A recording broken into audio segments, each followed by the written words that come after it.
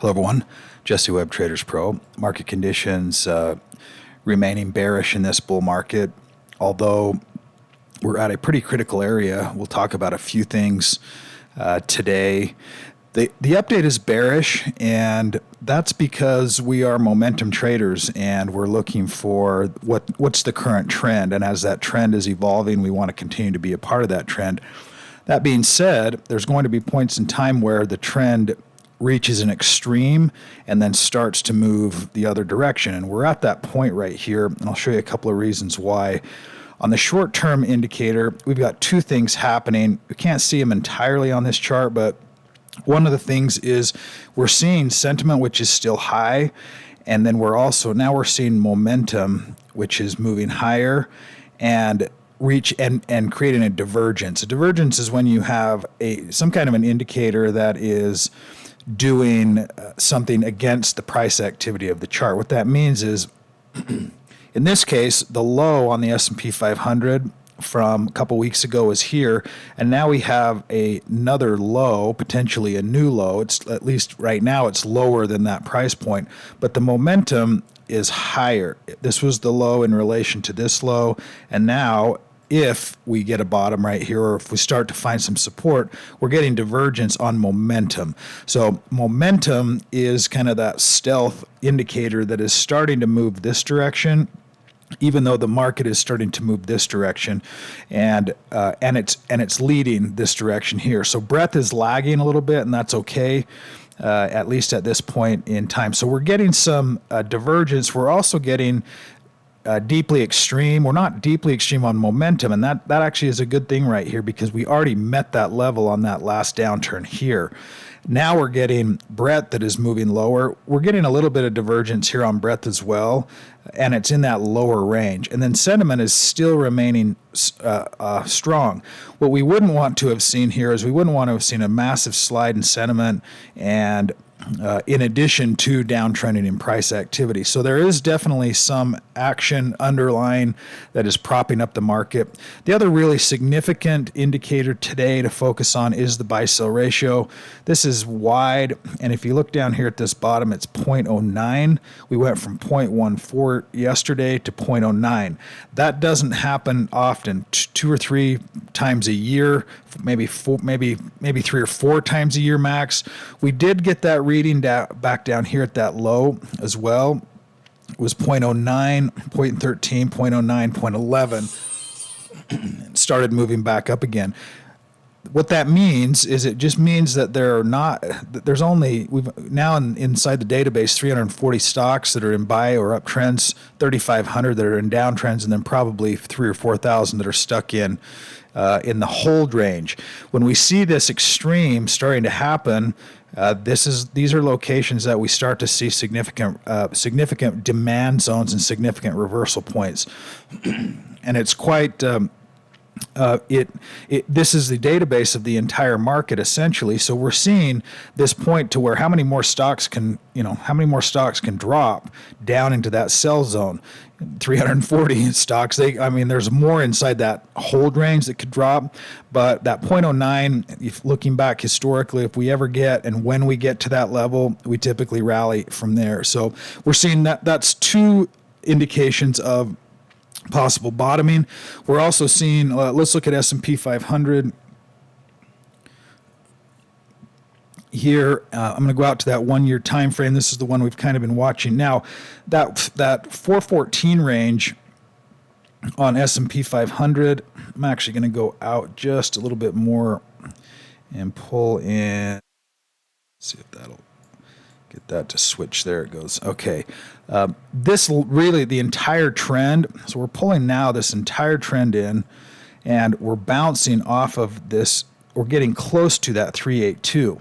So we've got the 382, which is not a real deep retracement. I've mentioned this in the past that a trending move, when it's trending, ideally the momentum location is up inside of this 236 on whatever time frame you're analyzing. So in this case, the 1 year time frame, we've slipped through that, but we're still at a 382 retracement. That's still in a corrective zone, meaning that we could bounce. We're still in an uptrend and we could bounce and head higher. If we were to get even all the way down to this 50% 618, can still be considered a retracement zone or a counter trend zone where an uptrend could be sustained.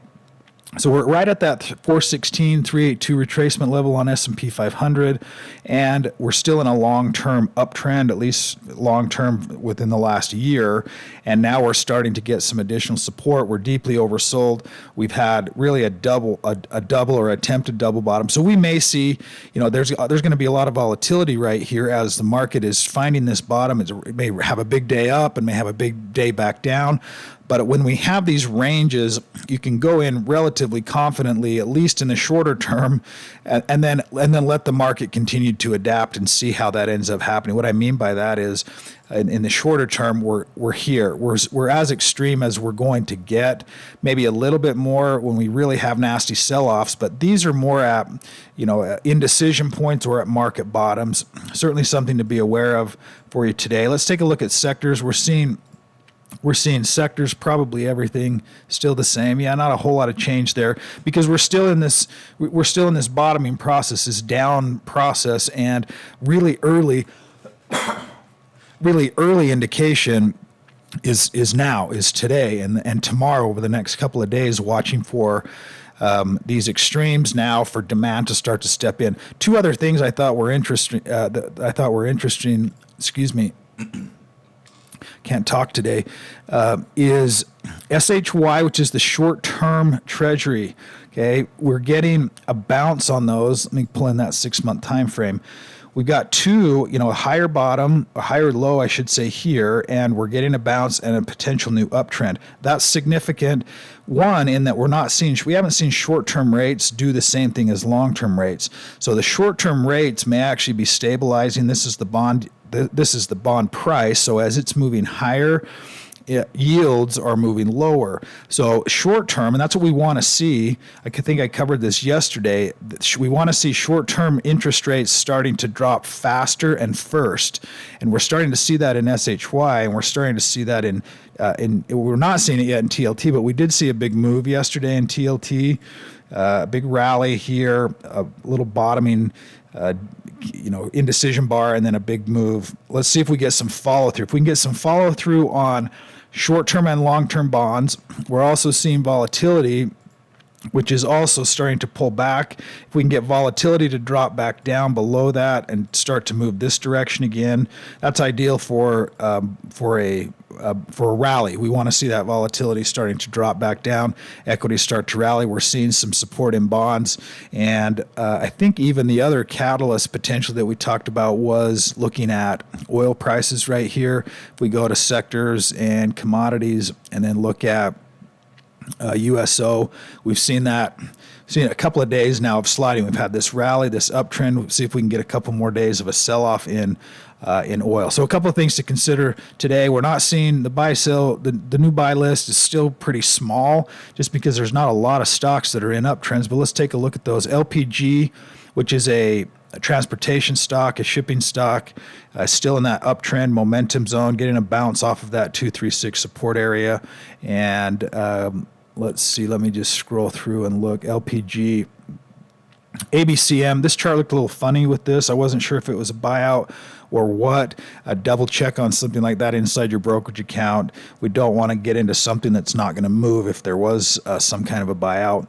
And that typically the charts look like that. The third chart on the list, INTR, actually is a really nice looking pattern because it's nice and smooth. It didn't really do much during this counter trend, this retracement, and now we're getting some support and a good confirmation bar up above that momentum zone. So there's a possibility for some upside there. Nice looking fundamentals as well. and we're seeing all green across the board, and early in the trend, just barely going from this hold to this uptrend.